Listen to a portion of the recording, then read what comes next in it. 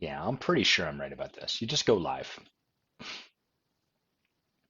had to do some figuring out. I was like, how do I work up the nerve to go live?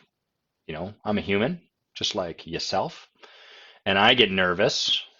Am I going to say the right things? Do I need to say more? Do I have enough topics? Are these the good topics? Is the tea that I'm pouring sufficiently steeped? All of these questions, all of these things that sit between me and you in this conversation. Just pouring some tea here. Can you hear that? Is my mic picking that up? I want you to hear the sound of the hot tea. All of these thoughts about how I should be, what I should do, what I shouldn't do, how preparation, all of these concerns. And you know what all of those are? They're simply thoughts in the way of going live. And so what I discover for myself is, and everyone I work with, is that the answer to the question, how do I do this, is just yes. I just do it. How do I go live? I just hit that button that says go live, and then I start talking, and then I start pouring tea, and then words start to spill out of my mouth. One of the things that's cool um, is that the more of our own work we do, transformationally speaking, so the more, I'm not talking about like cutting people out of your life that don't respect you the way you want. Like I'm not not to denigrate boundaries, but sometimes people think like the work that is there for them to do is ultimately what they're engaged in is a process of shrinking more and more from life. And the more we shrink from life, the less of life is available to us, and the more we shrink from ourselves, because then there's less of my own capacity that needs to be exposed and worked with because there's less of life I let in. This is why as people age, they become tighter and tighter, smaller and smaller, more and more constricted.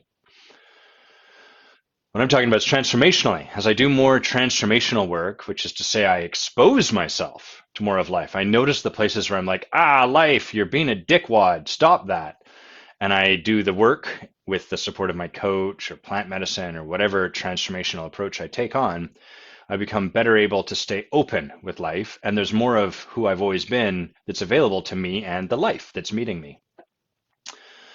And as I do more of that work, as I deepen more and more into that, what I discover is that more and more regularly, I don't know what there is for me to say until the moment that I step in and start to speak.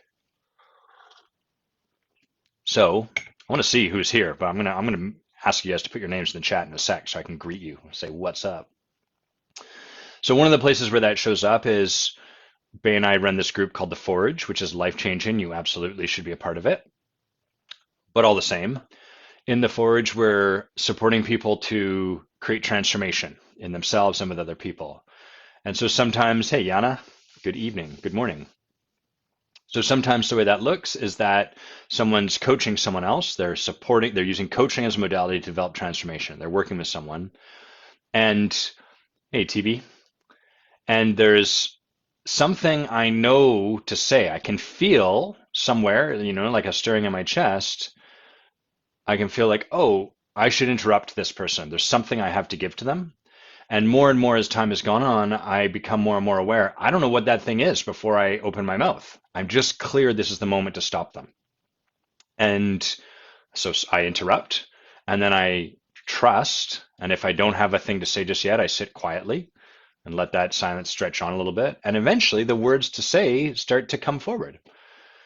And I'm finding the deeper we go into this life, the more we allow more of ourselves to be fully expressed, the more this is how life unfolds for us. We don't have to know in advance. We don't have to preemptively have it figured out. We don't need things to be arranged anymore according to how we can be with them.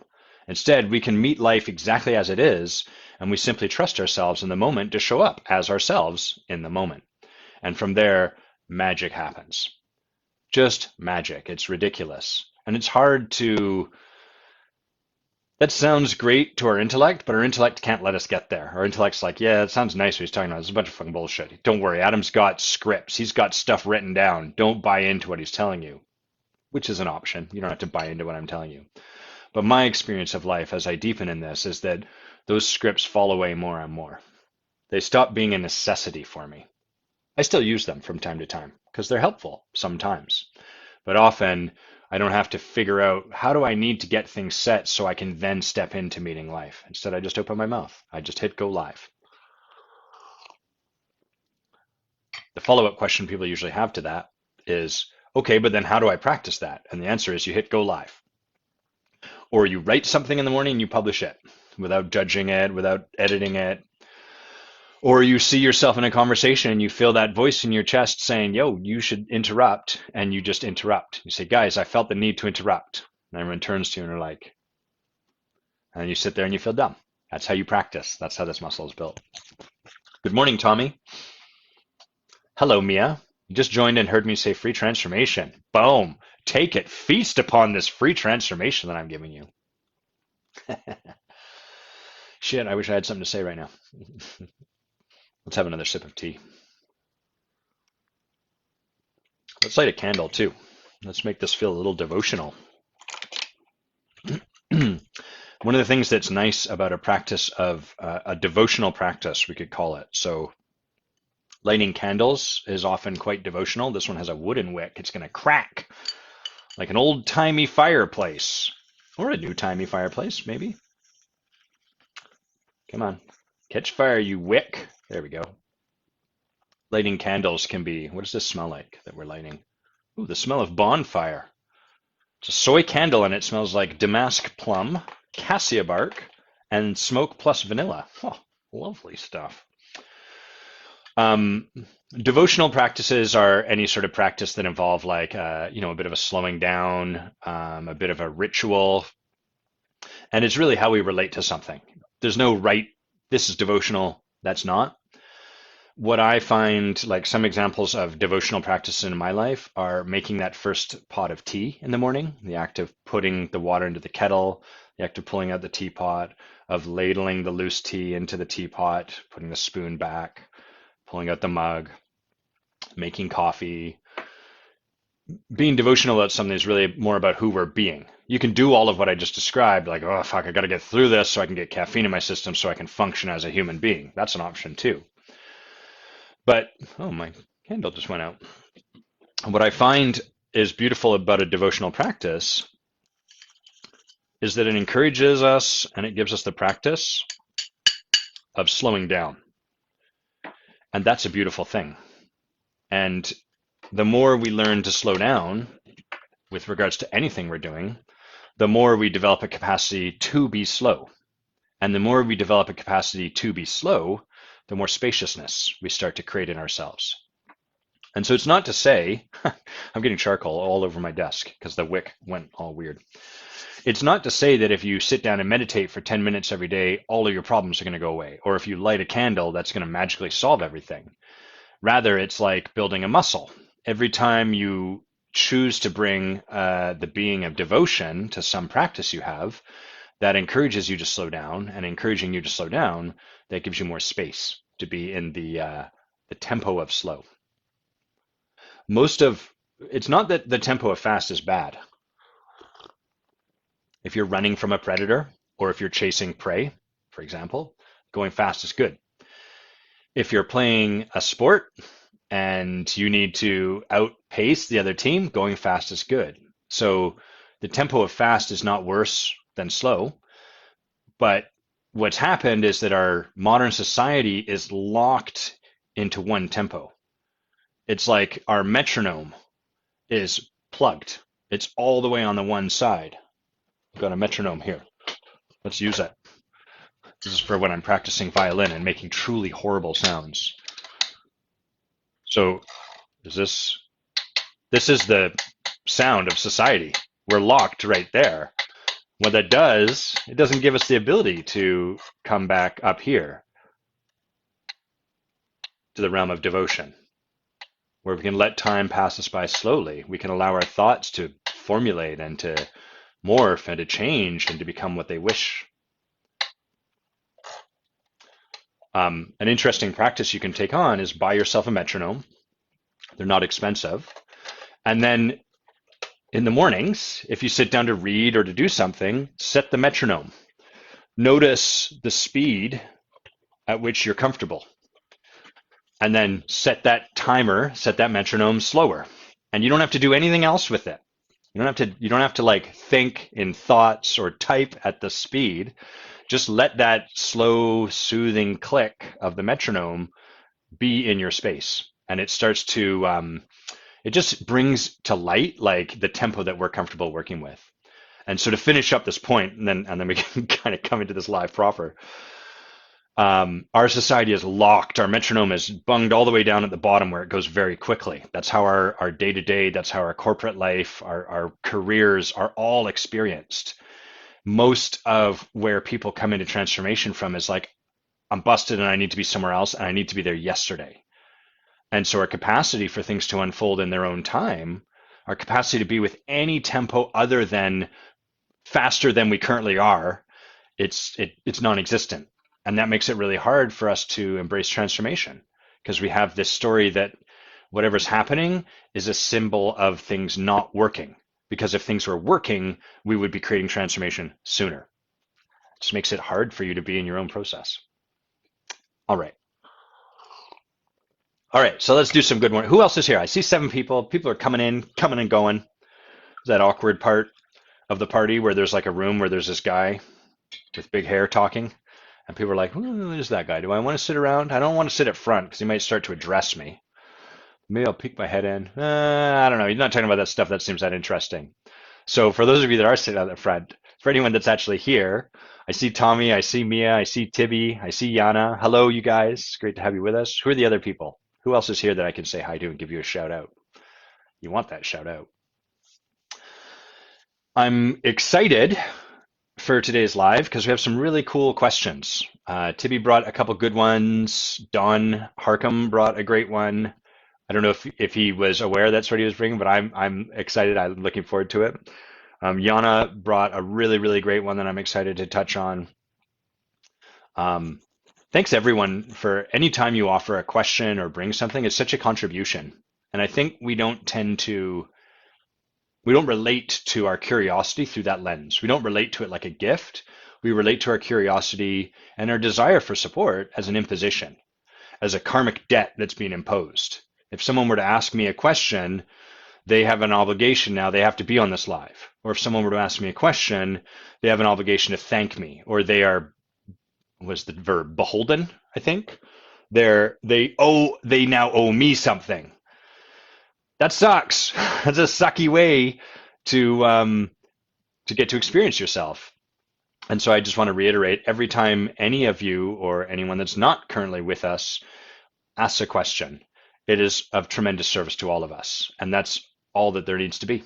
Just trust yourself as a gift and be in the practice of that. When you notice like, boy, this would be a cool thing to have Adam riff on, or I bet Adam would enjoy talking about this, or I could really use, however it occurs for you, when you bring questions, it really serves us. So thank you. Thank you for that. One thing I'm noticing in first row crew, what's up, Vicki? I'm excited to have you with us too. You've been on my mind. Facebook's been showing me your photo. I think you changed your profile photo recently. So it's like Spirit's like, oh, you should probably circle back around with Vicki at some point. Just noticing that.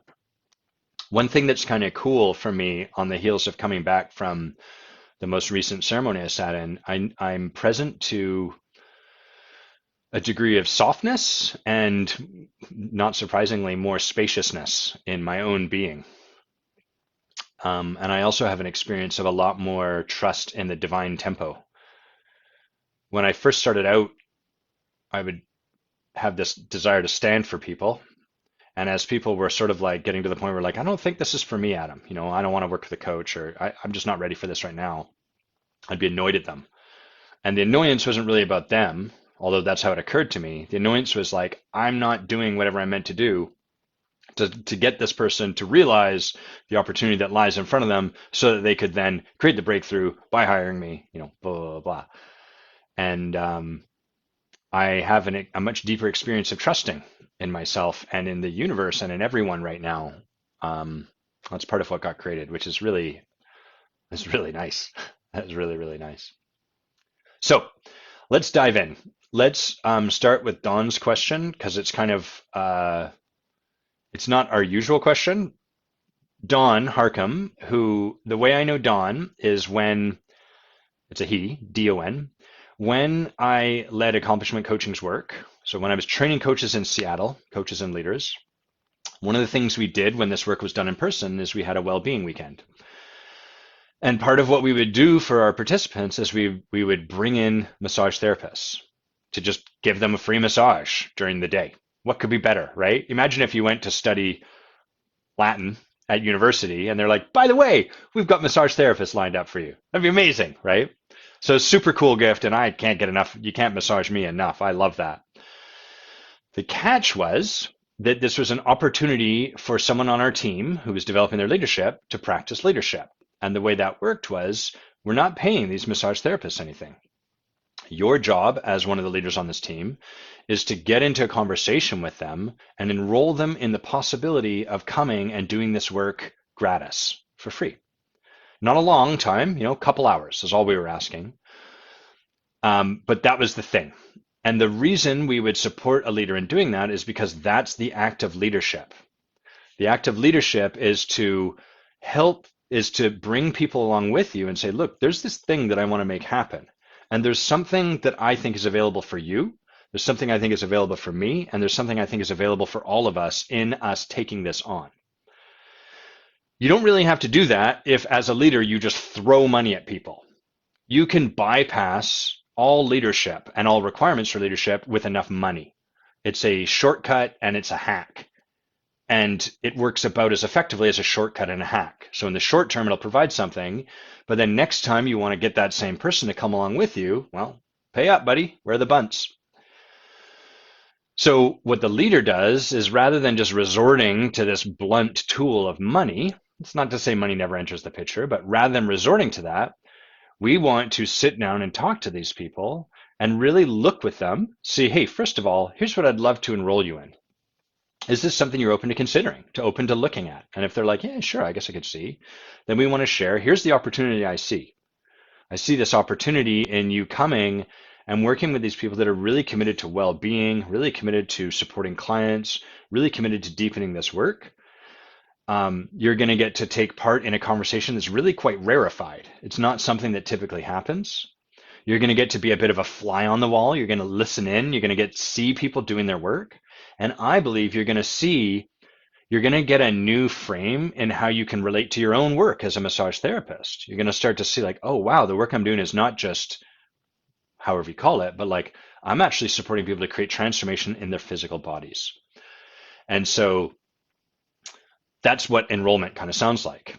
So that's what we would do. We would reach these massage therapists. We'd reach out to them and be like, hey, are you open to a conversation? We'd love to have you do something. Here's what that might look like. Don was one of those people that came. So Don was one of our massage therapists. He came down. He supported our participants. He gave me a massage. It was phenomenal. And we've kept in touch for probably about a decade ever since. Hi, Ruth. Not stopping long. I have a date with a hot bath and a book. Ooh, baby, that sounds fantastic. Good call. Good Friday night.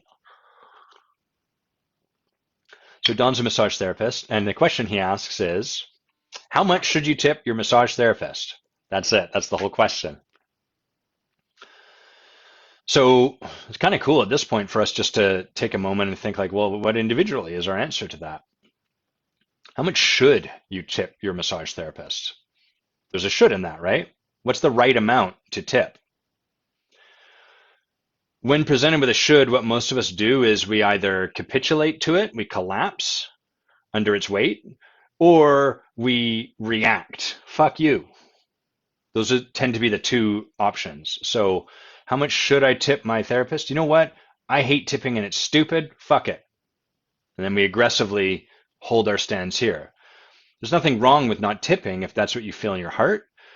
The thing we want to point out to is that it's the reaction to and the energy that engenders to us that kind of gets us a bit stuck. We don't have any opportunity to like, well, but what if I had a great experience? No, fuck you and tipping, right? So we get locked in to tipping is dumb, wrong, stupid, etc.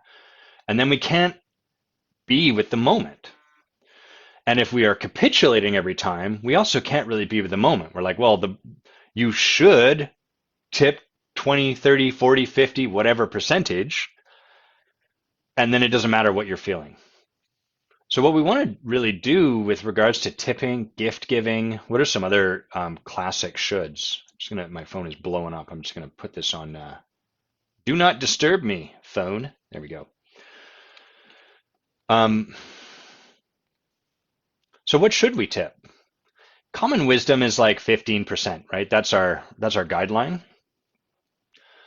Here's my stance on tipping, and I invite you to create your own stance on tipping, free of what you should do. Imagine if it was all on the table. I am really committed to living in the experience of the world being generous. So to do that requires two things. One, it requires that I be willing to meet the world with generosity. If I expect or want my experience of the world to be one of generosity, but I'm not willing to go first, well, the energy stops there. Doesn't matter how generous the world is being towards me. If I'm kind of waiting for it, that's how it's going to stay. So I have to be willing to meet the world from a place of true generosity and abundance. That's my commitment. That's not something you should do. That's not the right way to meet the world. That's what I'm committed to. That's what I want to create in my experience walking through the world, is that the world is generous. So there's two things I got to do. One, I've got to practice coming from generosity, even and especially in those moments when I do not feel generous, when I feel scarce or stingy or miserly. And two, I've got to practice relating to whatever the world brings me through that lens of generosity. So if someone, I don't know, offers me money, but then at the backside of that is like, and by the way, could you do this for me? The easy thing to do is to say, oh, see, there's no generosity in the world. Everyone's got an angle. This person's just setting me up. I could do that. And in those moments, the practice for me is like, well, hang on, maybe I could separate those two things. Maybe I could hold it like this person genuinely is generous, and there's something that they like from me. Can those two things exist separately? I'm just using this as an example. This isn't the right way to do it. So for me, 20% is a generous tip. That feels generous to me. When I sit down at a restaurant, that's what I like to offer. And I like to do that in a variety of situations. So when I've had great service, great, so easy, right? It does mean that things cost a little bit more. In a world of generosity, it's going to cost a little bit more, but the flip side to that is that more will come back to you. In a world where things are stingy, it's going to cost you less, but less is going to come back to you. So whatever energy we're putting out is also the energy we receive back. At the end of the day, you can probably see, kind of equals out. The only thing that really shifts is the experience we are having as we go through it. So whether you approach the world as though the world is stingy or as though the world is generous and then live from that place, you're probably going to come out at about the same point, but your experience is going to be vastly different. And I can tell you from having practiced a lot in both of these two magisteriums, these realms, generosity is way more fun. So when service is great, no problem.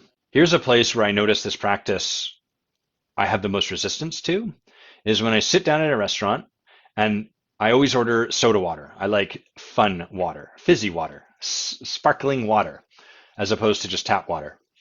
Nothing wrong if you like tap water. I like sparkling water, and I also like it with no ice because I got giant teeth and I don't like ice banging into them. Anyhow, so sometimes I'll sit down, I'll have a meal with Bay, and I'll order sparkling water, and I like drinking. I tend to just drink a lot of liquid, so I'll usually go through about 3 of these. Sparkling water is pretty cheap. And then I get the bill, and I see that I've been charged for a pop 3 times. I've paid $7.50 for 3 sparkling waters. Now, the point here is not whether that's right or wrong, because we are standing, all of us here, outside of this notion that there's a right or a wrong. My experience in those moments is like, man, they are extracting some cash from me. I gotta believe that 3 tumblers of soda water is not $7.50. It's totally an option for them.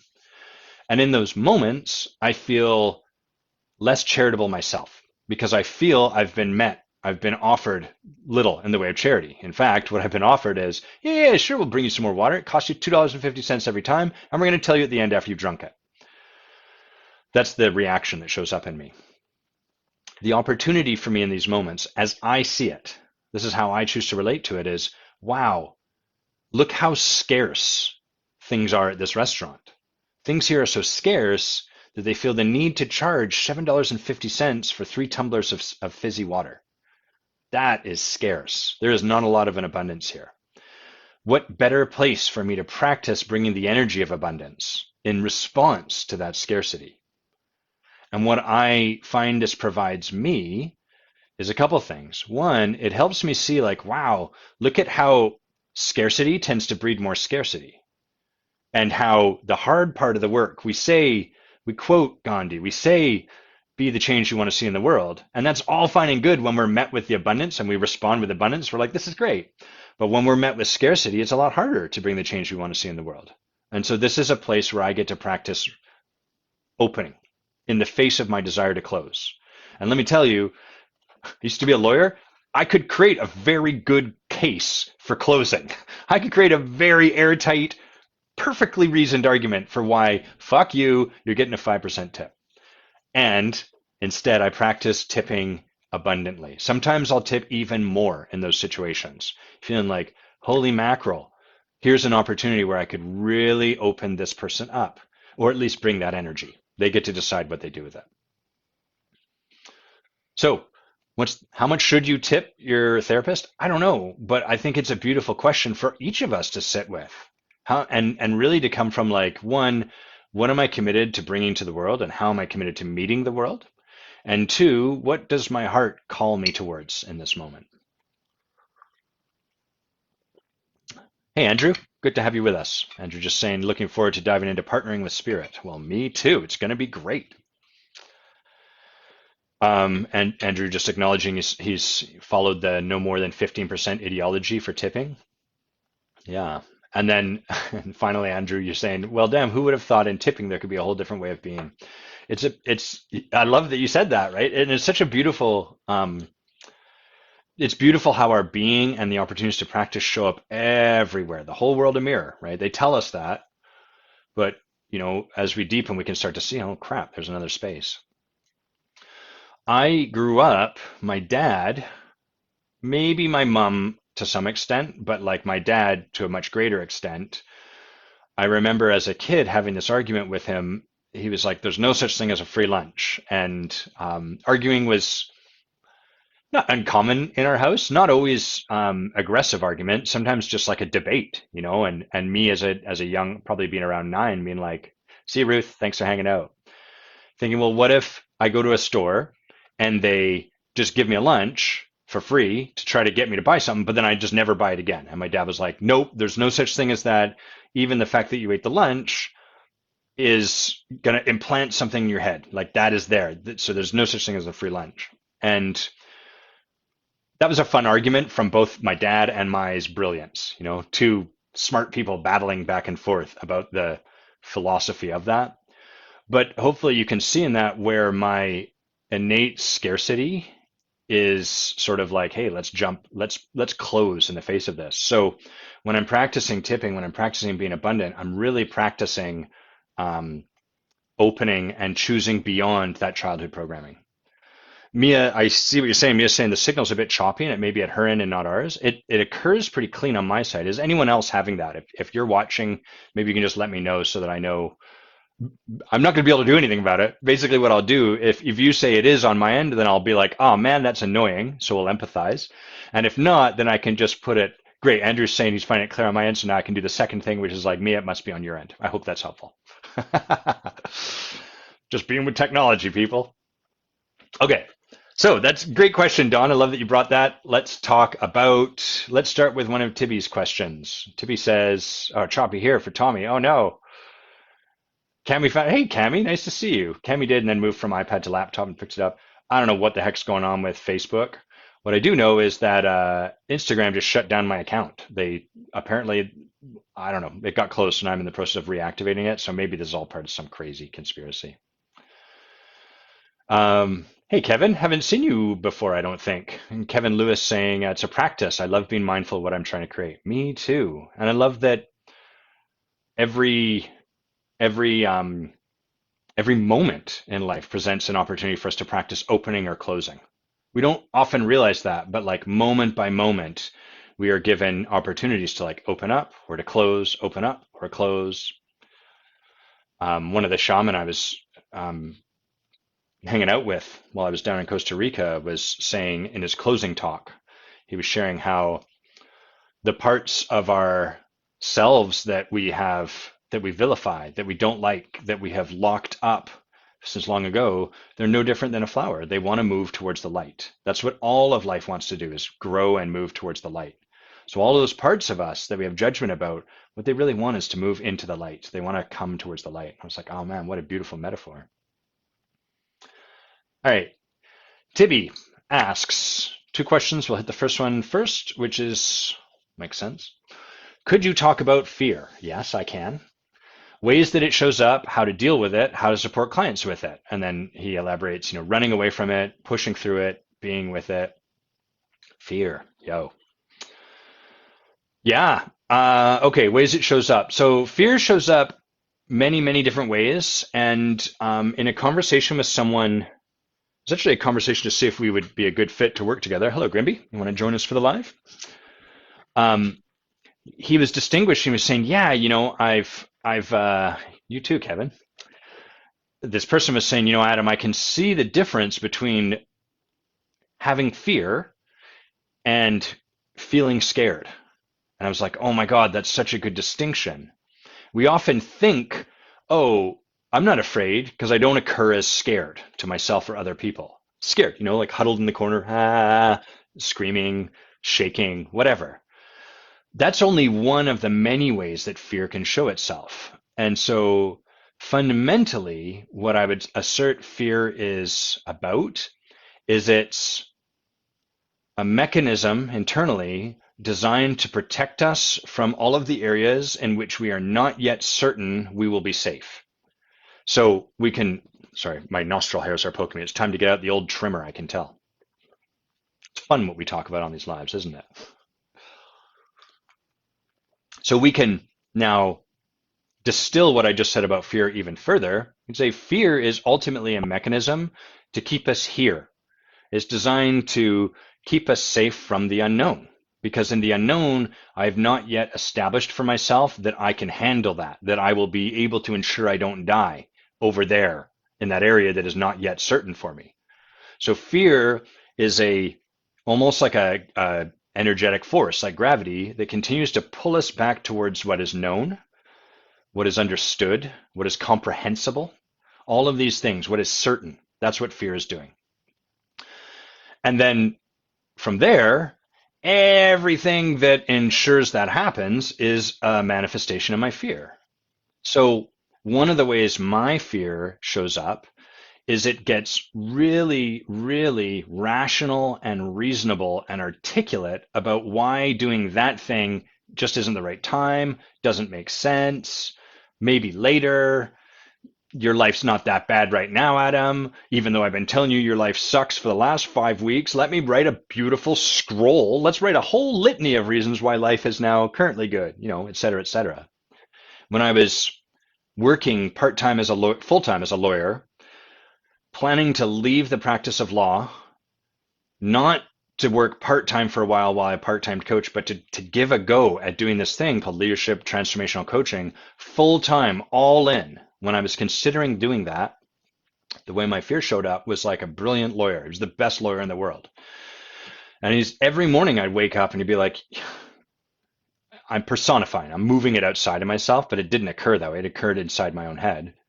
But this part of my fear would be like, hey, your job's good. And like the guy you work with is awesome and he's fun and you get along with him and you guys meet up for dinner at his family's house and you guys go on trips together and you have a blast.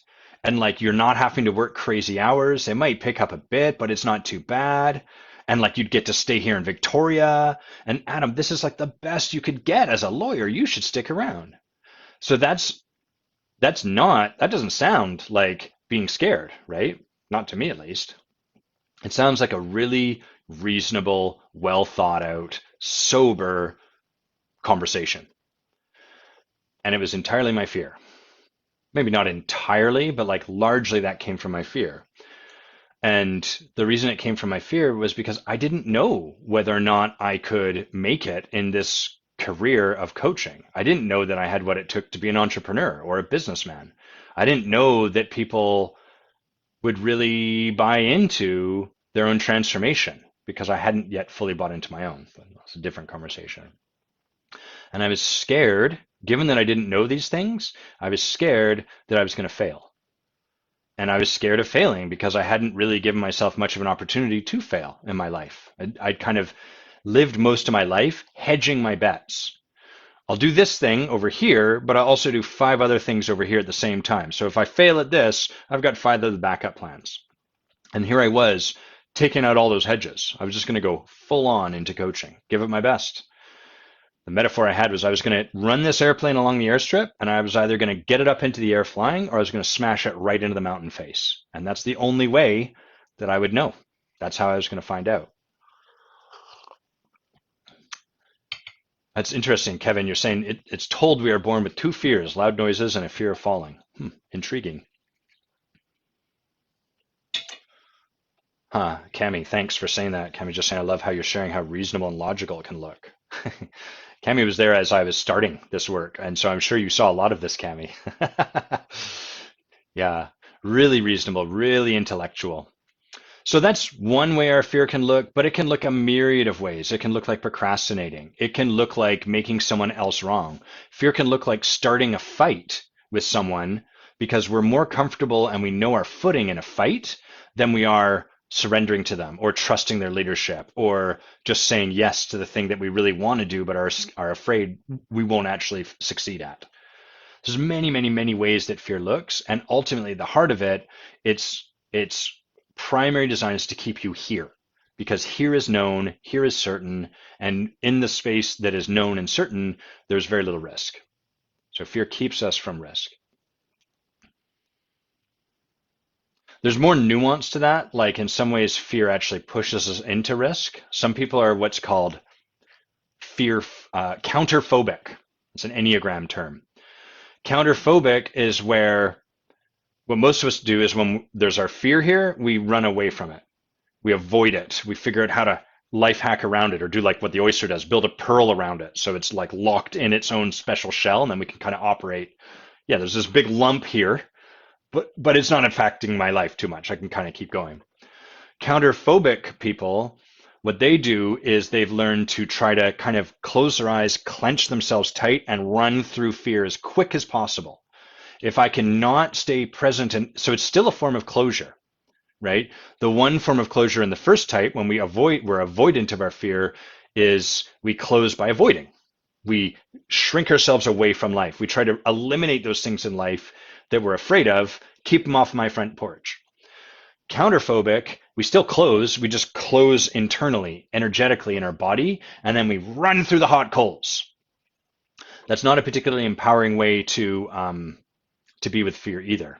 And I'll give you a fun example of how this shows up when people are on the precipice of hiring a coach, stepping into a transformational journey. So the way I hold people working with me, the hiring process, is that in and of itself, someone saying yes to working with me is going to be a bit of a breakthrough. I charge there's a high commitment that I ask of people, high financial commitment, high energetic commitment, high time commitment. I know that when people commit to their lives this way, magic happens. But it's also scary when you're considering making a commitment like that. What if I don't show up? What if I fail? What if I don't do it? What if I just pay the money and then dick around for an hour and I've wasted all that money? All understandable fears, all rooted in not really trusting yourself to play at this level of game that you want to play at in your life. So once we get into the conversation about like, are you interested? Do you want to have this? Do you want to work together? Blah, blah, blah. Here's what it looks like. 2 things can tend to happen. One, people are faced with that commitment and then they're like, no, I'm good. Bye. They want to get off the phone as quick as possible. They want to avoid the conversation. They just want to end it. That's totally fine. There's nothing wrong with either of these. What the counterphobic person does is I give them this number, and what I notice typically is they get very flat in their effect. They're like, interesting. Okay. And then they might have like a few sort of logistical questions. Like, oh, okay, what if our call ends like 10 minutes early? Which is sort of like if you're imagining someone standing at the edge of a diving board looking down and they can see how scary it is, but instead they start to engage with you like, hey, what do you think might be the best color of swim trunks for me to buy next? It's like we can have that conversation, but is that really what's up for you? So what's happening is these people are closed, they're clenching energetically, they're closing so they don't have to feel the fear that's there, and then they're trying to run and jump off the diving board. When people do that, and when the coach doesn't check them, when the coach doesn't say, hey, I want to offer you a reflection. You seem scared and you seem like you've shut down so you don't have to feel the fear. When the coach doesn't do that, what tends to happen is the client kind of runs off the diving board, is like, let's do it. I'm ready. And then about a month later, the client quits. And the reason the client quits is because running and jumping off the diving board did nothing to deal with their fear. The fear's still there. They just kind of closed so they didn't have to face it, thinking once I'm through it, it'll go away. Fear doesn't go away until we've been with it. So what really serves someone in those situations is to be like, hey, I love that you're asking about what happens when there's 10 minutes left, but it seems like this is scary for you. And my experience of what's going on right now is that I told you this big kind of commitment, you got scared, and then you don't really want to own that in yourself. You're maybe trying to tell yourself you're not afraid of it, and it just doesn't occur like that's real for you. Does that resonate on any level? And what we want to do is draw out, get that fear into the space so we can look at it in the light of day, right? Return it to the light. And from there, we can support someone to open as their fear rather than to close in the face of it. And on the other side of that, magic can happen. So that's an example where we can run away from our fear. We can try to avoid it, hack around it, or we can try to run through it, but stay closed all the same. Neither of those is the breakthrough opportunity. Breakthrough opportunity is to open, to slow ourselves, to walk through fear soberly.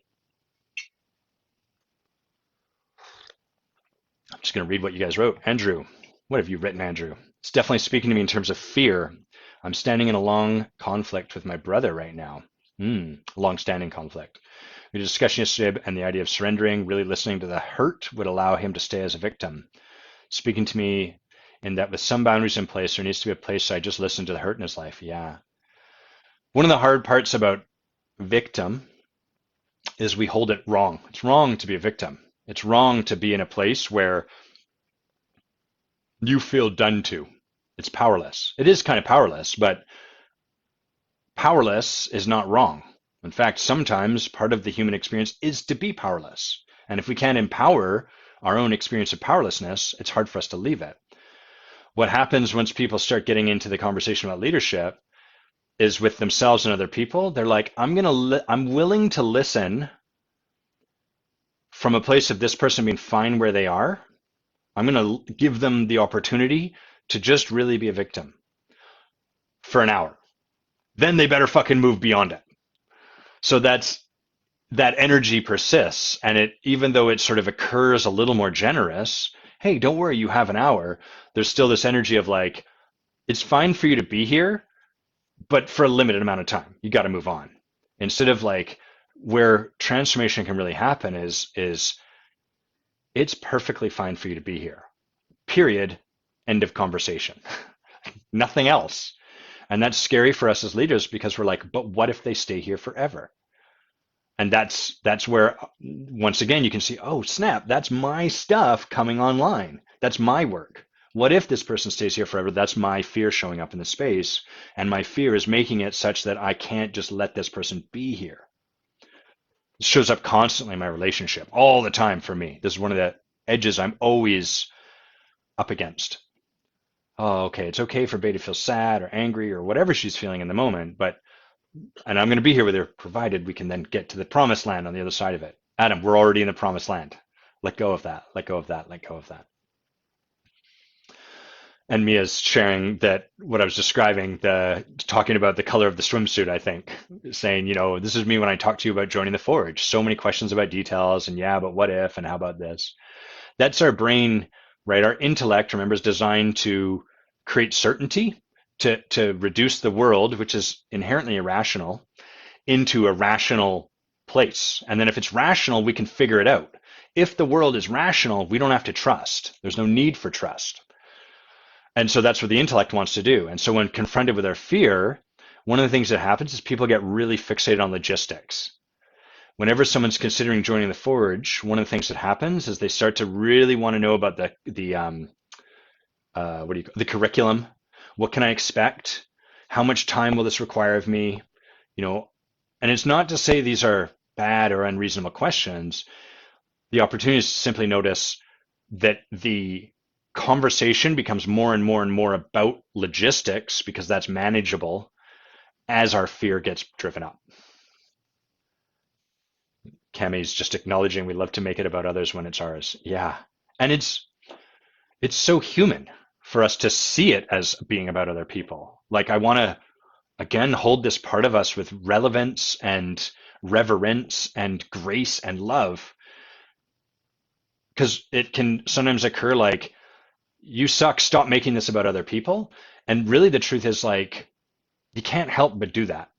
We can't see ourselves. We're invisible to ourselves. We see the world as ourselves. And so of course to some extent we look at the world and we struggle to see that it's a mirror. And so we want to practice having a lot of grace, and really the game, it moves away from like, Adam, you must see all of this as yourself. And instead the game starts to become with a little bit of a smile on our face, Adam, you're going to see this as being about other people. And maybe your practice is just to do your best to notice when that's happening. And when you catch it, kind of laugh, be like, you dorkwad. There you are again, putting it on other people, thinking it's not your work. The more of that, the more mirth we can have about this, the more fun it becomes, and the less onerous and heavy our own transformation becomes. Yana, yes, I'm going to come to your does, and I'm going to come to that. Mia, you're saying, yes, I needed to know exactly what was going to happen in the Forge. Neither of us could ever have foreseen what has happened thus far. It's so beautiful you say that, Mia. Mia's in our second year with us. And when she joined us, I think I might have shared this, or Mia and I might have talked about this when she was on doing a live with me. There was this moment where Mia couldn't even see her possibility, but her son could. Her son was kind of championing her. Mom, we're going to make this work. We're going to do this. Such a blessing, these little ones. And to Mia's point, where she's ended up through her own process of transformation, never in a million years would either of us have guessed at. And our intellect can't wrap its head around that. Our intellect can predict from where we currently are. That's what it can do. It can extrapolate out. So this is the way the world currently operates. This is the way I currently operate inside the world. So if I just spin that out, this is where it's reasonable for me to set goals, to ask for. This is what I can plan for. This is the level of commitments and promises I can make because I know I won't break them because it's predictable from where I'm currently at. And what that does when we let our intellect be the thing that leads our decision making is it ensures that we never get anything more than more of what we currently have. We can never create real transformation when led entirely by our intellect, because all our intellect can usually give us access to is what we currently have and extrapolating that out further, which is to say like incrementally growing what we currently already have, as opposed to like a breakthrough, an exponential shift. Okay, well, we crushed that conversation around fear, guys. That was great work on all of our part. Because this is kind of naturally coming here, Yana, we're going to talk about what Yana brought. And I'm going to try to, what's that word? What's this? Compress? Summarize. That's what I'm going to try to do. I'm going to try to summarize some of this a little bit. So Yana sharing, working with a prospective client. And there's what Yana's noticing is, I'll come back to that, Tibby. Yana's noticing that as she's in this conversation with a prospect, Yana does coaching herself, she's noticing his desire to try to control the engagement, the commitment. What does the commitment look like? So he's asking like, what's the agenda that we're going to be working through? What cohesive strategy will we put in place? How will we track the progress? What does your rate include? What does it not include? And this person has also said that they're ready to commit, provided Yana agrees to a proposed set of meetings and like based on this person's budgeted figures of cash, even though she quoted this rate and it's only a little bit above what he's asking for, he's like, I will commit here. And then Yana's just sharing like, hey, I notice, it makes me a little anxious, uneasy, on edge. What do I do? What is there to play with this? So based on what we just said, right, hopefully you can see this person, what's happening is their soul, I assert, wants to step beyond life as it currently exists. Their spirit is yearning for a different experience of life. Otherwise, they wouldn't be talking to Yana. They would be going to Pizza Hut and ordering a pizza because that's a known quantity, or wherever. We reach out and get into a conversation with a coach because we want something different than what is currently available to us. Not because what is currently available to us is bad, just because we're ready for more, ready to move beyond just this. And as this person is yearning, desiring to step into something new, something beyond the world they already know, their intellect is doing everything in its power to grab it back and get it into the realm of the known, of the certain. If I knew what our agenda was, if I had a cohesive strategy, if I knew how we could track my progress, if I understood what the rate included, if we can agree to this based on my terms and my stuff, then and only then am I ready to take the step. Which is kind of like imagining you're at the top of a diving board, you're looking down, and you can see that plunge, and it's scary and you've never done it before. And then what you start to do is you say, I want this thrill. I've seen people jump off the diving board. I've heard their scream of delight. I want that in my own life. I want that experience. And I am willing to make that experience mine. I am willing to do the courageous thing and step off of this. But tell me what to do as I fall, and tell me how it's going to feel as I go down. And I'm willing to do this provided you raise the diving board up half the height. Yeah, well, there's a diving board right over there. There's a smaller one. You could jump off that. No. I want to jump off this diving board. This is the diving board I want to jump off. But I need you to raise the pool up half height. And I want you to tell me what's going to happen when I get in. And. And what all of that does is it eliminates the unknown. And consequently and inevitably, it eliminates the possibility. Slowly but surely, we put what's possible into this tiny little box. And then we get it. And we're like, this fucking sucked.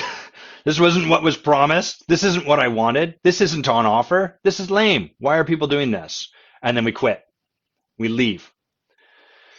So it's really understandable. And we want to hold this person with a tremendous amount of grace, because all that's really happening is they're present to something, the possibility that life could be different than they currently experience it, and they're scared.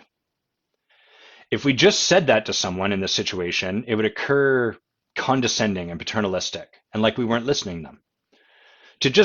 That's what a lot of people try to do. Like, that's just your fear. How do you feel when someone says that to you? You're staring down the mountain, looking at this ski hill that's like steep and crazy, and they're like, don't worry, it's just your fear. And you're like, yeah, but I saw a video where a guy broke his leg. So we don't want to dismiss people's fear. We want to hold it as sacred, but we also want to distinguish that that's what it is. Oh, this isn't a big deal. This isn't something personal. This isn't about me. If I'm getting annoyed, that's okay. Sometimes people's fear and their response to it's annoying. We just really want to get, all that's really happening here is this person's afraid. What do we need when we're afraid? So the first thing we need when we're afraid is for someone to really get our fear, to receive it. So Yana, I'm now going to talk a little bit about what you or what people in a situation like this might do. And to be clear, this is not just in the realm of coaching. This is the realm anytime someone we love, be it a direct report we're leading, someone in our family, anything. Zip wire across the rainforest. I got a video you guys should see of Mia coming across that zip line like a champion. It's edgy. Share more about that if you would, Mia. I'd love for you to share in the comments just your experience through that. It was such a great one. So we need people to hear our fear as though it's real. So while us on the outside are clear, this isn't necessarily reality. This is just the person's fear. We also want to empathetically understand that's not how it occurs to them. The way the world occurs to them is all of this fear is absolutely true, reasonable, valid, real. So this is the challenge. This is where we kind of have a foot in both worlds. On the one side, we're like, I get it. It's fear. Fear doesn't have to be real, and yet at the same time, it does occur that way to this person. So we want to sit down and just get them, understand, hey, what's going on? I'm happy to answer all of those questions. And underneath that, before we go to just answering them, underneath that, are you willing to share like what's coming up for you? My hunch is it might be fear. Is that at all true? And it can take people a while to recognize it because it's scary to label fear as such. Our world is set up with this myth of fearlessness. No, I don't get afraid. Not me. That's for other people. I'm courageous. I never quit. Yeah, those are the people that are living in constant fear and unable to see it. So again, gentleness, love. Sometimes what's called for is us to model our own fear in the moment so that that person can see what it's like for someone to simply own that they're afraid without it being that significant. The other side to this is that when presented with someone's fear, what most professionals do is capitulate to it. So rather than support the client, the prospect, the friend, the family member to actually distinguish, oh, I'm afraid, and to step out past their fear, they just say, yeah, you know what, we will do that. We'll raise up the swimming pool to halfway up the diving board, and we'll spend another 20 minutes, and I'm going to draw a flow chart of what happens. I'm going to talk about all of this. And what that does is it takes away from the person's like opportunity to overcome their fear. So what I've done is I've just alleviated all of your fear, which is the same as like sticking it inside that box. So in the early days, when I was new to this work, initially I would capitulate myself because I was a human too, and I was scared, and I still get scared. And I'd really want a client, and I was afraid I wasn't going to be able to get clients. This is crazy work I'm doing. There's no abundance here. And I did not yet have the muscle developed enough to be able to stand in abundance with that person and know if not them, someone new will come. So I would get scared. I would feel their fear, and then I would respond from my own fear. I'd be like, yeah, you know what? No problem. We can totally reduce the cost, and we'll do this, and we'll do that. Yeah, we'll just talk once every second week, and I'll send you a report. God forbid. I don't want to send people reports. That's not my job. That's their job. Track your progress. We're helping you become a master in your life. Why am I doing that work for you? Never mind that. So I'd buy into all this. Okay, let's do that. Let's do this. Yep, blah, blah, blah. And what would happen is the place from which I'd invited them into a structure designed ostensibly to support them transforming and stepping beyond their fear, the way in which I'd invited them in was by completely capitulating to their fear. So before we'd even started our work, we had failed. Before we had even begun to work together, we'd let each other down. That's a crummy place to start from. And the way the first foot we put forward tends to be pretty determinative. It's not always the way. We can always reinvent along the way. But if that's where we begin a journey like this from, we got a lot of pulling ourselves back up to get to the point where we can really be like, oh, snap. Okay, let's do this. So now where I stand with people is really understand the fear, really get it, help them see how this fear dictates their life and what's possible, what's going on, and then be really clear about what my role is in all of this with them. My role is to support you to see when fear is up for you so you can start to choose whether you want that to guide your actions like it seems like it often does, or if you want to create something new. And if you want to create something new, that's what this opportunity is for. But if I were to make all these adjustments and make this all nice for you so that you didn't have to be confronted by your fear, I'd be letting you down right out of the gate. And that's not who I'm committed to being with you. So you have a choice. You can stay in this conversation with me where we support you to say yes in the face of your fear inside the structure I'm proposing because I really feel that's what's going to serve you. Or maybe I'm not your medicine. And maybe there's just someone else that will meet you in that, and that's what you want, and that's okay too. What would you like? So we're helping them see all of this with clarity. We're putting it in front of them, and then we're giving it back to them as a choice. What would you like? What do you want to do? We're never forcing people down a path. We're never holding in our own heart that like the right answer for you to do is go with me, because that's not true either. Sometimes it's like pushing a boulder up a hill. We got to push it up and it rolls back down. We got to do that 3 or 4 times before we get it over the hill. And so sometimes people need to go back to their fear again and again and again.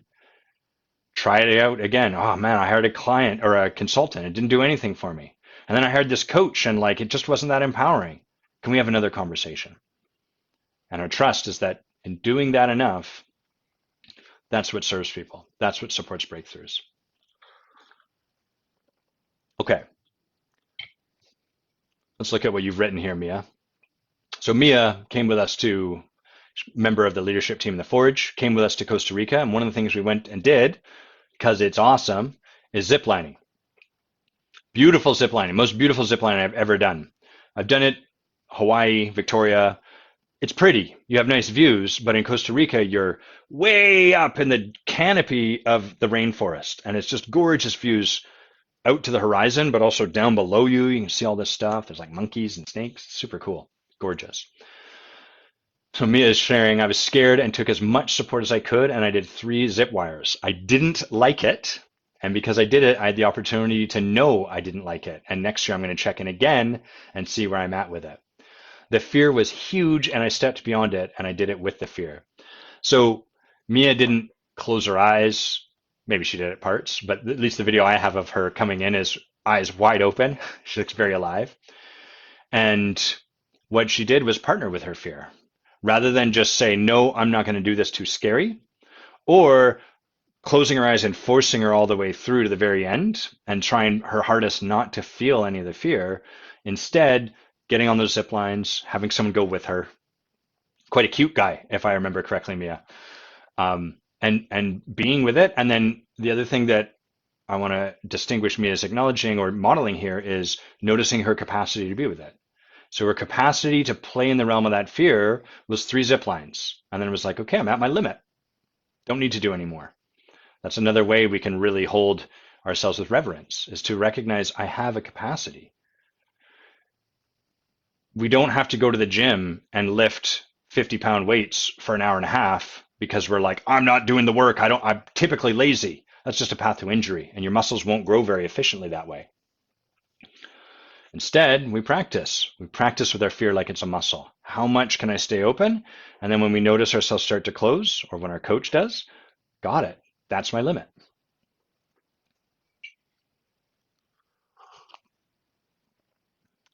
Yana's saying the prospect has worded his fear as worrying he will be overwhelmed if he did counseling and coaching at the same time. When people have a concern that they'll be overwhelmed when they come and work with me, the question I ask them is being overwhelmed an experience you typically have in life? And I wait for their answer. And then what I tell them is, what this transformational work does is it meets you where you are in your life, and it supports you to confront the same thing that keeps showing up in your life so you can actually move beyond it. The only way you can confront something is if it comes up. So if you typically have an experience of being overwhelmed in your life, almost certainly that's going to show up in the coaching. The beautiful thing is that coaching is designed to work with that. So we want that to come up because then we can coach you and support you to let go of whatever it is about you that creates that overwhelm in the first place. If overwhelm's not something that typically shows up for you, but instead it's something like stress or anxiety or boredom, well, guess what we're going to be doing work with? Stress or anxiety or boredom. The same holds true, by the way, if you have a client coming into your leadership or your coaching and they're sort of telling you like, man, every relationship I have, it's just a matter of time before people betray me and then I hate them and then I want to end them. Well, guess what's going to happen in your relationship? The exact same thing. So we can kind of preempt that. We can support people to say like, hey, guess what's predictably going to happen here? There's going to be some point where you have the experience that I betrayed you. Not because I'm committed to doing that. I'm committed to not that. But because that seems to be the way relationships go for you. And so it's predictable. It'd be weird if it didn't happen here. And what we're going to do, with your permission right now, is we're going to stay in relationship together and resolve that, rather than just say, fuck this guy, he's betrayed me and he's dead to me. Are you a yes to that level of commitment? What that does is it has the person choose into the work that is inevitably going to come down the pipeline ahead of time, before they're awash in it. Because often we don't want to deal with this because we're afraid of it as coaches. I don't want to talk about this. Then we get to the point where they're flooded in it. And that's a little bit like trying to do the steps of a fire drill when you're in the panic of it. The reason we practice the fire drill beforehand is so we can kind of get out in front of it so that when it's time for the drill, we're like, I know where I am. I've been here before. That's a little bit of the work we do up front. Okay, Tibby, you're asking, So what's the best way to deal with fear? I don't know what the best way. You're not catching me with this best nonsense. I have no idea what the best way is. I'll wait it. Well, the way I see there is to deal with fear, like the thing that works for me is I've been describing it. And the example with me is a description of it too. It's one to distinguish our fear. So if we can notice in the moment that what's showing up for us is fear, instead of Grimby's just making some noises over there. He starts to chew at himself, but it sounds like he's really working on a corn cob, or like he's building something against the side of my desk. The first step in working with fear is to distinguish it as fear. What tends to happen is because we're engaged in this societal and self-delusion that I'm not afraid, then we can't really ever get our hands around our fear because we're insisting that's not what's there. Oh, I'm not afraid. I'm just the kind of person that thinks a lot about my decisions. So then all we can do is work on you being the kind of person that thinks a lot about his decisions, which permanently prevents us from getting at the root of what's here. So step one is to acknowledge when you're afraid to the best of your ability. The best of your abilities. Step two is to, rather than like kind of notice your desire to close and clench around the fear or to avoid it and disappear from it, and instead, can you sit with the feeling of being afraid? Most people take on meditation practices in an attempt to not feel the fear that they are currently feeling. So they sit there and they try to clear their mind and they try to thrust away the fear that's in their space. That's missing the point of meditation entirely. That's mindlessness. Meditation is about mindfulness. So if you sit down on your cushion and you feel fear, then the opportunity is to feel fear. That's what meditation does. That's how it serves us. So I'm just offering meditation because it's a really nice example for how our ego sneakily keeps us from actually doing the work that is there to do with fear. When we talk about, I've done a lot of work with fear, what most people are saying is, I've created a lot of strategies so that I don't have to be with fear, so I can avoid it. That's the wrong kind of work, unfortunately.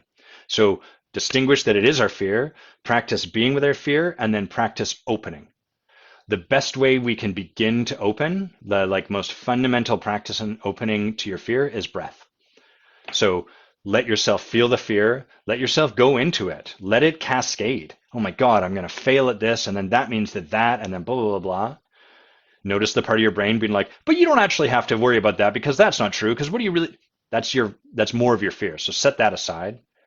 Hold on, we're doing something. We don't have to try to prevent or convince ourselves not to be afraid. We're being with the fear. And then breathe while you let that fear sit in you. And the most basic way you can breathe is in through your nose and out through your mouth. And deepen your breath, open your solar plexus, your channels, your front surface, and feel the fear as you do so. And what that does is it works with your fear on the level of your nervous system, your autonomous system, your subtle body, like a lot of the energetics of your body and a lot of the holistic nature of it. As you do that work there, it has an impact on your thinking. And then your thinking starts to be able to be calmer and slower, and your tempo starts to slow down. The metronome that you are starts to go a little bit slower. That gives you spaciousness. So that's the most basic, fundamental way to start to practice with this, TV. And if you do that, I promise it'll change your life. There's a kind of a cool thing that happened while I was sitting in ceremony. I've been working with my breath for a really long time now, like over 6 years, and really believe that, a deep breath is the most fundamental act of self-love. It's to give your body everything it needs, to remind your body it's all good. And so in ceremony, one of the things a shaman and I, it turns out, will suggest is, regardless of what's showing up, breathe. Breathe as that thing. Breathe through it if you like, but I like breathe as the thing. If you are feeling fear, breathe as your fear and open with your breath. And what I notice is, so I'm often breathing quite deeply in ceremony, regardless of what's showing up for me, because I really want to be in the practice of opening with whatever is being given to me. And there's a calming effect that our breath has. So what'll happen in a room of people going through ceremony, being in work, being in transformation, is one person will start to scream or to breathe quickly. They'll get scared. And as that starts to close, you will, depending on how sensitive you are to the room, you'll feel other people around you start to have that same effect. And I can feel that effect happening in my body. I can feel myself like starting to close, and I'll lose consciousness, right? I'll just get swept away in it. And then I start to notice like, oh wow, I'm breathing. I'm not breathing. I'm holding my breath. And as you start to breathe more deeply, what I notice happens is the room and the space around you starts to breathe more deeply as well. Sidebar, this is the most fundamental expression of the divine masculine or the divine alpha. The divine alpha is the container, the spaciousness. It holds the structure and the void. And so when people want to really take on deep alpha practice, deep masculine energy practice, it's through their breath that does so much. Because if we can stay open as our breath, it creates a space that's really trustable. It's sort of like, yo, you can bring anything at all into this space and it's okay. Whereas if we're all holding our breath clenched tight, that doesn't give any of us much of the experience. It's okay to bring anything. What we're met with is like, oh shit, this feels scary. So that's what you do. And then Tibby, you said, and then simply take action while being with fear. Yeah, but that's kind of going like a few steps ahead. So what I would suggest is starting just being with the fear. And what most of us want to do is like, yeah, but then what? Great. Got it, Adam. I checked that. But now what? And the truth is, if you can breathe in your fear and just sit there without needing anything different to happen, eventually whatever's next to happen will come forward. That's the part where we have to be in trust. Most of the time, there's this subtle like, great, I'll do that, but then what do I do from there? How do I move forward? And that kind of goes back to what I was sharing earlier, where it's sort of like, I'm okay for me to be with fear for an hour, but then we got to fucking move on, Adam, because I need to do this thing. And so that's just one more space where it's like, can we trust ourselves to just sit with whatever is here and live and embody the belief that whatever's next will come forward when it is time for it to come forward. This is an example of trusting that tempo, because it will come forward if you are willing to sit and be spacious with yourself. Mia, you're saying, I think and I almost hope I will always experience fear because I tend to only feel fear when I'm in the unknown space, and those spaces are the places where I'm growing and doing something differently. Yeah. Hell yeah. Fear is like, for me, it's the compass that points me to true north. When fear is up, I'm up to something that matters. Let's grab this book off the shelf. For those of you that haven't read this book by Stephen Pressfield, The War of Art, Stephen Pressfield. He was the author who wrote The Legend of Bagger Vance. This is a phenomenal book. Stephen calls what we're calling here fear, he calls resistance with a capital R. Same vibe, same thing. And he talks a lot about how as an artist, our journey is to break through resistance, to not let resistance stop us. And one of the things he says, I wonder if I've got it bookmarked here. Well, let me just read you a few pages here. This is so funny. Rationalization is resistance's right-hand man. Its job is to keep us from feeling the shame we would feel if we truly faced what cowards we are for not doing our work. Okay, so that's a little harsh. Stephen Pressfield's a little bit like a slap upside the head, but there is some great stuff in here. Here's one. What's particularly insidious about the rationalizations that resistance presents us with is that a lot of them are true. They're legitimate. Our wife may really be in her 8th month of pregnancy. She may in truth need us at home. Our department may really be instituting a changeover that will eat up hours of our time. Indeed, it may make sense to put off finishing our dissertation, at least until the baby's born.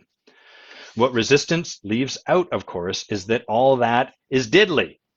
Tolstoy had 13 kids and wrote War and Peace. Lance Armstrong, never mind the bad stuff about him, had cancer and won the Tour de France 3 years and counting. I think it was 7 years after this was finished. And then, all the bad stuff happened. So it's true, right? That's a great piece. And then I just want to see if I can find, here's something. Are you paralyzed with fear? That's a good sign. Fear is good. Like self-doubt, fear is an indicator. Fear tells us what we have to do. Remember our rule of thumb. The more scared we are of a work or calling, the more sure we can be that we have to do it. And just going to find this last piece. If I can find it here, resistance and sex. Oh yeah, here it is. Resistance only opposes in one direction.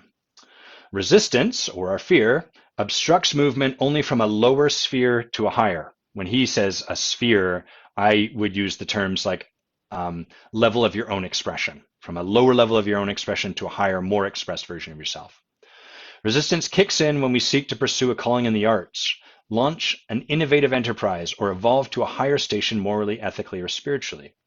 So, if you're in Calcutta working with the Mother Teresa Foundation and you're thinking of bolting to launch a career in telemarketing, relax. Resistance will give you a free pass. So to your point, Mia, yeah, fear tells us we're on the path. Fear says, yo, this is edgy. This matters to you. Whereas if we were to do something like put together someone's website, for me, this isn't about you, but for me, I could do that. I don't care that much about it. That's not a deeper expression of who I am in the world. So there's less stakes involved. So of course I'm going to be less afraid. Scroll up. There we go. Amelia, you're saying I want to keep being in new places in myself in the world. And Cammy's saying best book. Yeah, The War of Art by Stephen Pressfield. Here, I'll put it in the comments so you guys all have it. The War of Art by Stephen Pressfield. He's written a number of follow-up books, Going Pro, The Artist's Way, Do the Work. I don't like them as much.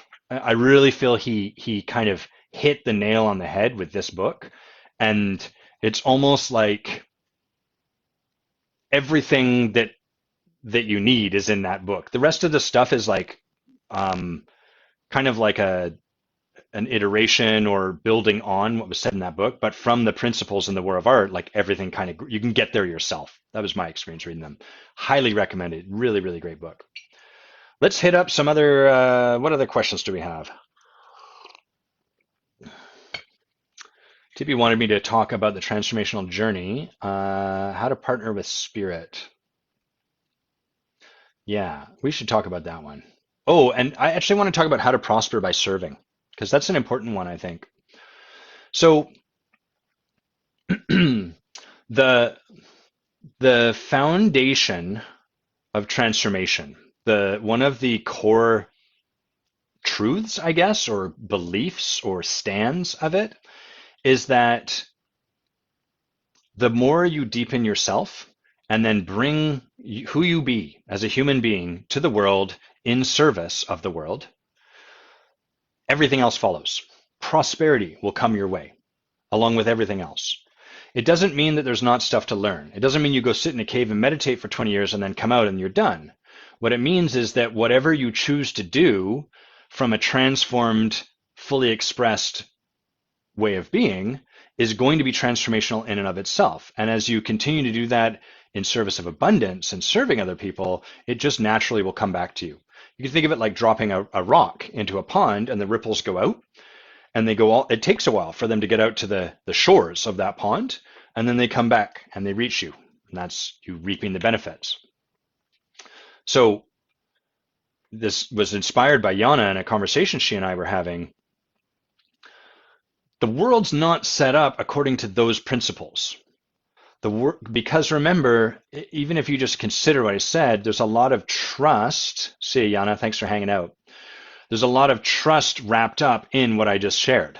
So I just continue to do my own work and I continue to serve the world, and it's going to come back to me, Adam. Is that what you're saying? How does that totally work? We have to trust it. And the world is not keen on trust. The world we currently live in is a reflection of, it's ultimately not entirely, but ultimately a world created from our intellect, which remember is designed to protect our fears. There's pockets of abundance in that, but the predominant paradigm that we live in is one of the world being created through intellect, through fears, and through managing those. So what the world values in this paradigm are certainty, knowability, like how can I know this, guarantees, no risk, not a lot of trust. Oh boy, this nose hair is doing a number on me. Tibby, I second Andrew's recommending for everyone listening, Shift in Being by Leon Vanderpool. It's a fantastic book. I highly recommend that one. So, the world we live in is antithetical, you could say, or in opposition to the baseline of transformation that I just shared, which is the more we express ourselves, the more we deepen, the more we become transformed, and then the more we offer that generously to the world as service, the more abundance, prosperity, and everything else naturally finds its way back to you. And two, that requires a lot of trust. We have to trust in that, and that trust is against the grain of the way the world's currently set up. So here's what then tends to happen. And I'm going to use how I conduct business and how I show up in the world as the example, the foil for this. I believe, holy mackerel, getting a nose hair poking you in the nostrils, probably, I want to just shave it on camera. It'd be very satisfying. What I believe and have discovered to be the truth is that if someone reaches out to me and says, hey, can we talk about X or can you help me with, I'm an automatic yes to that because I believe, one, I take joy in serving people, and two, I believe if I do so, some way or the other, stuff's going to come back to me. However, for most people that reach out to me, they're reaching out not really having created the breakthrough to come to this paradigm I've been describing. Instead, they're still operating inside of our default paradigm. We need to know there's no such thing as free. There's no such thing as a free lunch. Abundance makes sense intellectually, but we haven't embodied or created that breakthrough. So a lot of what I'm describing is understood on the intellectual level. Oh yeah, totally. Just serve people. Totally. Just serve. That's all there is to do it. But I got to get my own. I got to get some ends, Adam. I got to make my ends meet. Got to get some buns. And so what's happening is people are trying to convince themselves intellectually of this notion that all I need to do is serve and be in abundance and all of that sort of, yeah, Cami, you might be right. Cami's saying maybe spirit's working through me. It's tickling my nose. Maybe. So they're intellectually trying to convince themselves of this idea that, yeah, serve, put forward, do that, blah, blah, blah, that makes sense, while on a deeper level have not yet created the embodied experience of that. And so that creates a fundamental bit of a distrust in them. Intellectually trying to convince themselves of one thing, while at a deeper level not yet really being able to trust in that because they haven't created the breakthrough. So when these people come into contact with me, there's a clash of paradigms. There's the paradigm that I'm committed to living in and that some of you on this chat, this live, are committed to living in. Some of you are in the process of creating this. There's this broader, what I would say, more expansive paradigm that it comes back to us. Our work is simply to transform and to serve. And then there's most of the rest of the world. And when someone comes to me and wants a conversation, it's hard for them to simply trust that my yes is genuine. So what happens is a whole bunch of wackiness as a result. Well, Adam, I'm worried because I want to have this conversation with you, but I know that your time is valuable. That's the first part, right? Adam's time is valuable. And so I don't want to waste your time. And so can you tell me, and then there's a whole bunch of stuff they want me to tell them so that I can reassure them that, and then whatever needs to fit inside the paradigm. The truth is, if people want to join like the Forge, or if people want to learn about coaching, often whenever someone's like, hey, I'm thinking about becoming a coach, I'm like, look, I'll talk to you as much as you want. You got my ear for the rest of our lives together. If it takes 20 years of conversation before you're ready to take this step, I will be there with you. And I will be there with you for those 20 years because someone was willing to be with me for as long as it took to give me the gift of this work, to give me the gift of these breakthroughs. And so it's not me repaying a debt. It's me deeply experiencing gratitude that I could be that person for someone as well. What most people are willing to do, the level of trust into that paradigm I'm talking about, that more expansive one, is one conversation. Maybe one conversation and a follow-up email. But that's it. That's as far as they can get. It's not wrong or anything. It's just noticing that that's where people struggle.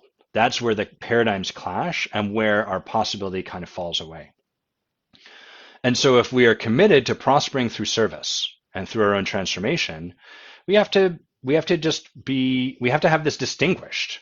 Not make it wrong, but just recognize that for some people, for a lot of people inside this existing paradigm, it's hard to trust, fully trust, beyond the realm of the intellect. It's hard to trust when someone says, hey, my only real agenda here is to serve you. I know that if I do that with enough people, it comes back to me anyhow. And so sometimes that's what we can be up against. And when coaches are new in this work, they can be like, why are people doing this? Or why aren't they following up with me? Or blah, blah, blah. This is why. It's because it takes a lot of trust. And because that trust is a gradient for many of us. And some of us are like ready to shoot off of that gradient, step into what's next. And some of us need more time and slowing down and stuff like that. Oh, you know what? That's a great transition into why trust comes hard. So let's talk about that. I think that'll be where we finish. Let me just see what you wrote, Tibby. Oh, maybe I'll talk about the transformational process. I think we can do both of these. So Tibby asks, Adam, I'd love to know more about the transformation/process you take clients through.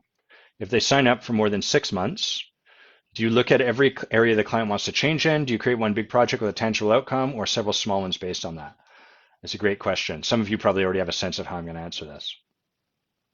So first, I'll just share, generally speaking, I don't work with people for 6 months. There's exceptions always. But as a general rule, I work with people for a year at a time because I'm clear that's really going to serve them. Not everyone. Sometimes people, I can feel their commitment. I can feel that they're like, I really want this, and there's no way I can see how to make that work. Can we find something different? But a lot of times people just want 6 months because it's less scary for them. It's not from a commitment to work through something. It's just because that will lighten the load of the commitment they're taking on. It'll make it easier. So usually, typically, I work with people for a year, and the rough timeline for that, and I have a PDF. I wonder if I can find that. I'll try to share it in the comments. I have a PDF where I've broken this all down. It's called, I can't remember, something about the process of coaching. I made it. It's fantastic, and I forgot about it. That's so me. But where we talk about, like, what can you expect? What's the timeline look like? Because I would often have people be like, can you help me? They liked me. They liked the concept. They had a rough idea, but they wanted something a little more concrete to get their hands around. So that's why I created this. So I'll try to share that afterwards. So in the first 3 months or so of coaching, these are broad, hugely generalized. This is different for everyone, but if we were to take some sort of like themes, the first 3 months of coaching, I would say, are often about someone learning, like one of the big themes is the client learning how to be a client. That sounds kind of weird, but what that means is it reflects the fact that coaching, first of all, is a weird entity. It's not like any other relationship in the world. In every other relationship, you pay money and then that person hustles for you. I'm paying you, hustle for me. In coaching, you pay the coach and then the coach supports you to hustle for you or to do whatever. And it's sort of like, all right, coach, help me. What are we going to do? And the coach is like, I don't know. What are we going to do? Because the coach is continually supporting you to draw out your own wisdom. So for the coach to give you the answer, for you to show up and be like, I'm feeling tired and having a bad day. So I don't know, do you see anything to work on? That's you offloading your own responsibility. So we kind of have to come to terms with a lot of this stuff. And further, because that's opposite how most, if not all of the relationships we have in the rest of the world work, we tend to have resistance and resentment when that shows up. I don't know what I'm meant to work on. You're meant to tell me. You tell me. Fuck you. Or however your resistance sounds. And so there's some learning, and it's not just learning like didactic learning. It's learning and getting supported to unfold into what it is to be a client. I'll give you one more example for how this can work. Often my clients are high-performing people, so they show up and they perform the ever-living shit out of our conversations. The first couple of months, they do everything perfectly. They send their coaching form to me ahead of schedule. They fill it all out. It's very well articulated. It's super obvious that they're exhausting themselves and they don't really enjoy it, but they're like white knuckling through performing. All of that's in the way of us getting to like, yeah, but how does it actually go? It's not really in the way. I shouldn't say that. It's just like what we're getting to witness is the way this person does everything in their life. And so part of learning how to be a client is showing up and being like, I didn't do anything and I feel really ashamed of that. And I'm worried that you think less of me, Adam. Great. So now we can have a conversation about that. So those first 3 months, there's a lot of people learning how to be a client, learning how to let someone support them, learning to let go of showing up and being like, here's the thing that's in the way, Adam, and I'm pretty sure the problem is just that. And if I just did that, but then at the same time, they're trying to figure it all out on their own. I don't have to do that. So that's the theme of the first 3 months, Tibby. Let's see what Andrew's written here. I've mentioned there are times where individuals are asking for continual conversations but aren't committed to a coaching relationship. What do you look for in choosing? I'll come back to that, Andrew. That's sort of the piece I just finished. So first 3 months, learning how to be a client, largely. One of the big themes for the next 6 months, not always this long, probably maybe closer to like 4 months, somewhere thereabouts, is learning. There's a pithy way I can put this, and I'm trying to come up with a way that's less pithy. The pithy way is learning to stop lying to yourself. Probably the better way to put it is learning to confront our truth, learning to face the truth. So an example of how that is a challenge is, let's say that you come into coaching and one of the things you really want to create are like loving relationships where you really feel held, supported by people, and that they feel held and supported by you. Then let's assert that the thing in the way of that you can't yet see is the giant fuck you that you are to everyone. You've got this chip on your shoulder. It doesn't occur to you like a chip on your shoulder because who you are is love, and who you're committed to being is like kind and loving to people. But what happens in relationship is people, you're being overdrive, you're being kind and loving to them and loving them no matter what, and it's okay whatever they do until they do enough things, just like a human, accidentally, they build up, and then you've got all this resentment. You're like, fuck you, you didn't put away the dishes, you didn't do this. This is a sweary live today. And so eventually that resentment becomes too much for you to bear, and there's a fuck you that rises up out of you like a volcano. And what you do, because it's the last thing you want to be, because you hate that about yourself, because you're committed to being love and supportive and kind, is you take that energy and you shove it back down. I don't want to be that. So now what's going on is you're showing up with people as the expression of fuck you with I should not be fuck you over top of that. And then over top of that, therefore I will be super nice. And so people don't have it distinguished that way. They just feel that in your energy. They feel this weird, like, I'm being nice to you, fuckface, kind of energy. And they're like, this is weird. I don't know how to be around this. So all of us have flavors of this, where we've learned it's wrong for me to feel a certain way, even though that's how we feel it. And so that first 6 months is often a lot of work for you or the client to come to terms with the truth that is already there that we're afraid to own. So for that person, it might be like, hey, I noticed. Great big fuck you. It even feels like there's a bit of fuck you at me right now. Oh, no, I would never be a fuck you to you, Adam. Here's all the reasons why.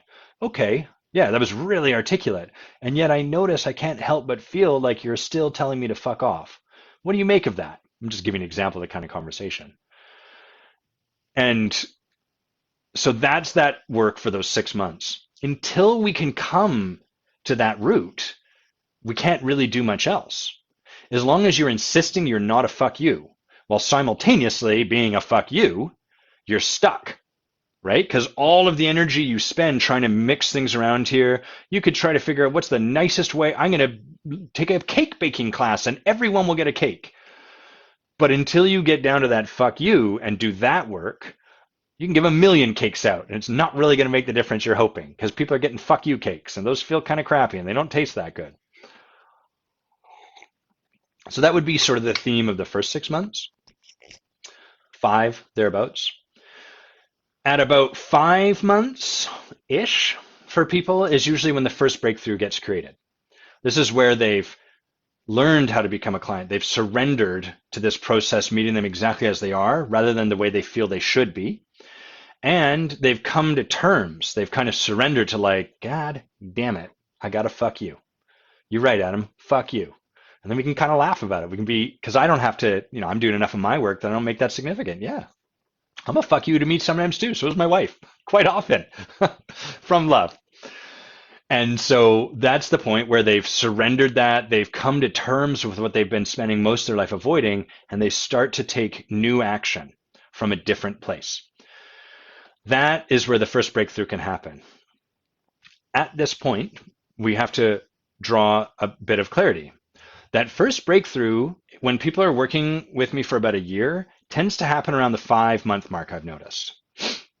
It happens there because they are starting to confront this stuff and they're still trying to do all of their old strategies to keep it down, but it's exhausting. And they feel like, oh my God, this sucks. And they just get to the fuck it point. They're tired. It doesn't seem to be going away. And every time they show up to talk to me, they keep seeing it in the mirror, lovingly reflected back to them. So they get to the point where they're like, they surrender into it and they take different action. When they're working with me for 6 months, that breakthrough tends to happen right around month 7. What I mean by that is that at around month 5, where they would typically see that breakthrough and surrender, a couple things happen. One, they look to the agreement and they see that we're finishing up in a month. And they think to themselves, oh, this sucks, but it's just one more month, and maybe this coaching thing just wasn't, this just, I got some value from it because they're going to do that for themselves. But, I guess that's what there is. I guess I got what I got and you know what? And they either white knuckle through or they resign themselves to not changing and they finish up the 6 months. Doesn't have to go that way, but typically that's often what happens. With a year long, they look out and they can see that horizon miles away from where we are, and they're like, fuck this. So they actually are forced to confront the fuck this point. Whereas with just 1 month left, they can kind of like, resign themselves to nothing changing or white knuckle through it. At that point, once people have hit the 6 months in the first breakthrough, all of the same stuff happens over and over and over again, but we pick up speed. We can start to iterate over it faster and faster. So there's usually a new area into their life that they start to do work. And at first, they're now trying to do the same old strategies. They're trying to perform, do it right. And then they break through that sooner because they've already seen it once. So this is the nature of an exponential process. A linear process it rises consistently at the same rate. So if you stop 6 months in, you get 6 months worth of this growth. Whereas if you stop a year in, you get about twice as much. It's pretty consistent. An exponential process picks up speed as time goes on. And so if you stop at the 6 month mark, you might have gotten maybe that first breakthrough.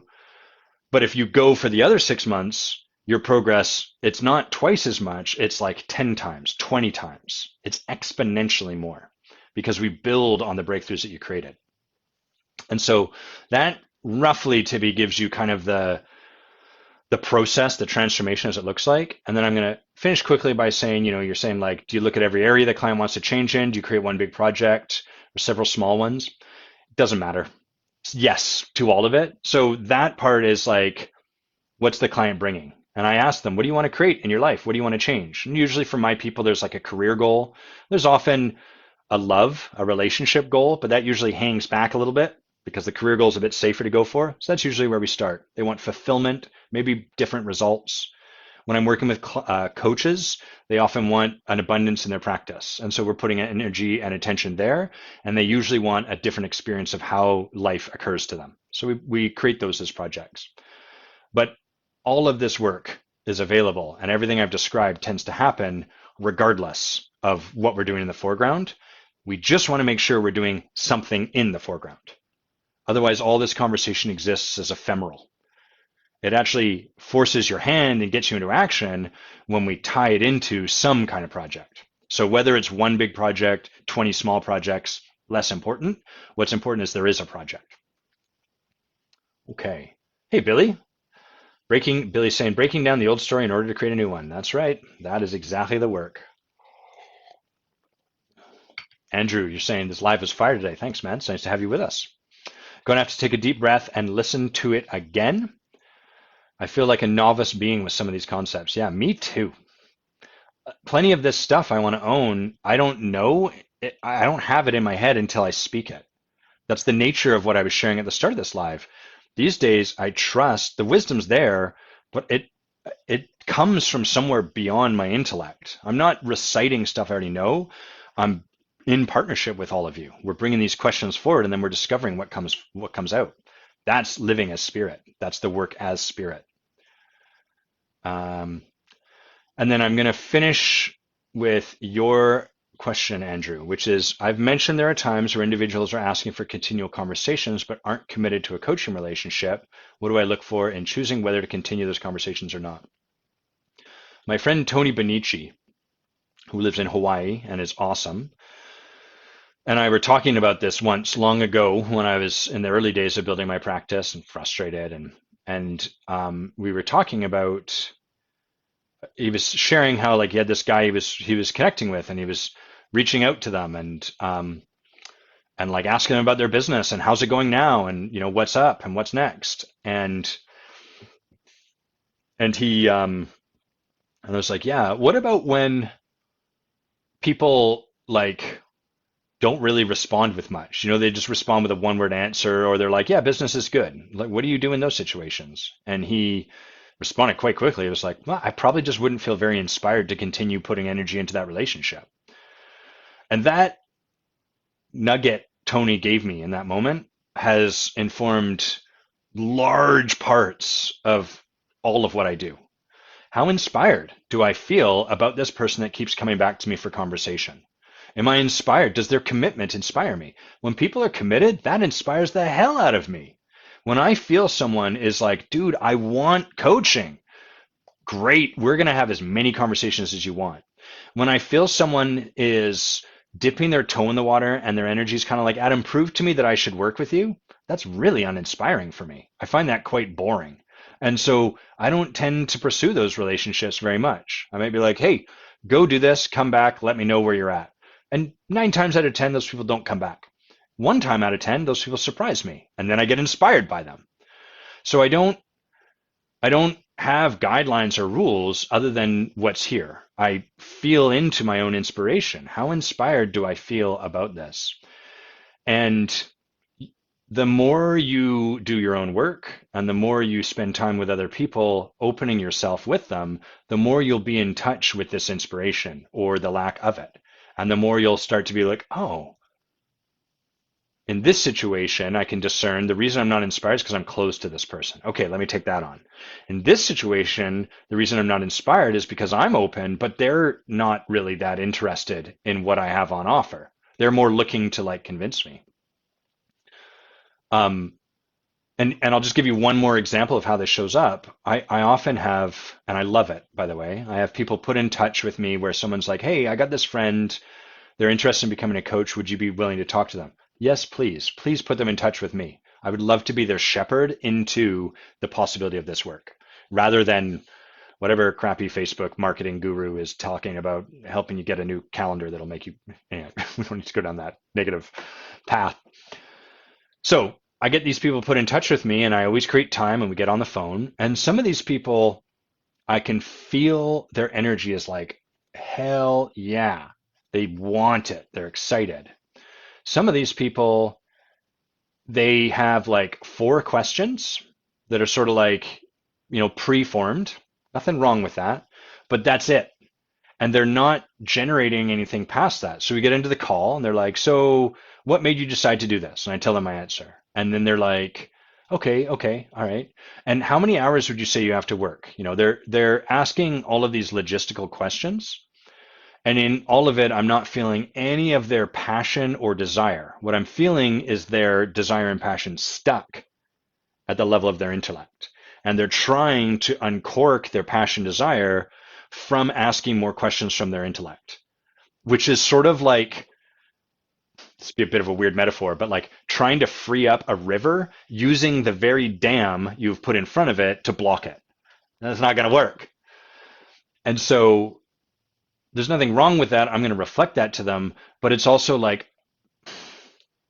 it's just not that inspiring conversation.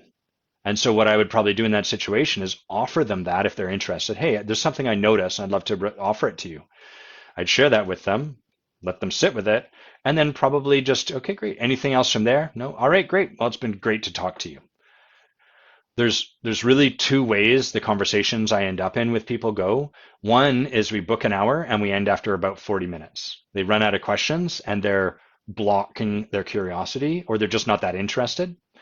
Two is we spend an hour and then there's even more it's clear there's more for us to talk about. And those are amazing. Billy, you're asking, do you do free consultations to see if you're a good match with someone to work with? 100%. First of all, I talk to anyone. Anytime someone's like, hey, could we have a conversation? The answer as as a rule, as a default rule, my answer is yes, totally. Let's hop on the phone. I've got time. Time is abundant. And I love the opportunity to connect with more people. So I'm always a yes to that. If sometimes people are like, sometimes I notice people want to jump on the phone at every, hey, Adam, can we talk? Hey, Adam, can we talk? I have a coaching conversation with them. And then next week, hey, Adam, some anger came up. Can we talk? In those situations, I might check their feet a little bit. And the way I'd check their feet would be like, sure, what can you help me understand the context in which we would jump on the phone? And sometimes the opportunity that's there is like, oh, we don't need to jump on I don't need to create more of my time for this. I can just send them a voicemail. That's what's going to serve them better. Me jumping on the phone with them is not always what will serve people, nor will it serve you. And then to the other part of your conversation, Billy, anyone that is selling this kind of work, transformational work, without being willing to offer some kind of like experience of it up front, there's an exception to every rule, but as a general rule, I would suggest not working with them because inherently we cannot know transformation from where we currently stand. We have an idea from our intellect what might be available, but it'll never be the same as what's possible through transformation. And the only way we can kind of get a glimpse into what would be possible is to be in a transformational experience with that person. So anytime someone wants to work with me, I'm usually the one slowing us down, creating more time for us to sit together. And that scares some people because they're like, yeah, but I need to know the money so I can figure out if I can do this. It's their intellect, right? And then from there, they can pull out further rather than go deeper with me into what would be possible in their lives and would actually enroll them in making that kind of investment. So 100%, always, always, always, I'm a yes to connecting with people, consulting with them, all of that stuff. And Andrew, you're saying, I love this. I too am so inspired by the possibility, vision, and energy that others have. I'm going to continue to allow myself to choose conversations from those qualities that are fun to be with. Here's the easiest place and way to do this is just to notice on your calls whether you're inspired or not. And at the end of the call, you can ask like, what was missing for me in that conversation? It can be that simple. And that just helps us start to calibrate more so that we can let this be our guiding force. And the more we let this be our guiding force, the easier all of this stuff, it turns out, becomes, or at least simpler. Cool, 11:42. I got a call at 12. I feel like we did pretty good today, guys. Thanks everyone for jumping on, hanging out. Big thanks to Don, Tibby, and Yana for your questions up front. Big thanks to Andrew, Billy, and I think there was one other person. Well, I don't see you. Maybe Mia, for what you brought during the conversation, for your questions there. Great to see you. Who else do we have? Kevin, Tibby again, Cami. So nice to be with you, Cami. All of these people. It's awesome. I love starting the weekend this way with you guys on Friday. Oh, one other thing. Got more work done on this tattoo. Look, it's starting to get pretty badass. Look at that shoulder. That's what transformation looks like, by the way. You can see there's a boat here. Right there, this boat is off on a transformational journey. It's like, yeah, I know what transformation looks like. Let's do it. And then this is where most of us get to, where we're like, whoa, fuck! What? I didn't sign up for this. What's going on? Where's up and down? And then that finds our way to transformation, where we come to a new vista. Nothing's changed. Everything's different. Love you guys. Have a great weekend. Bye-bye.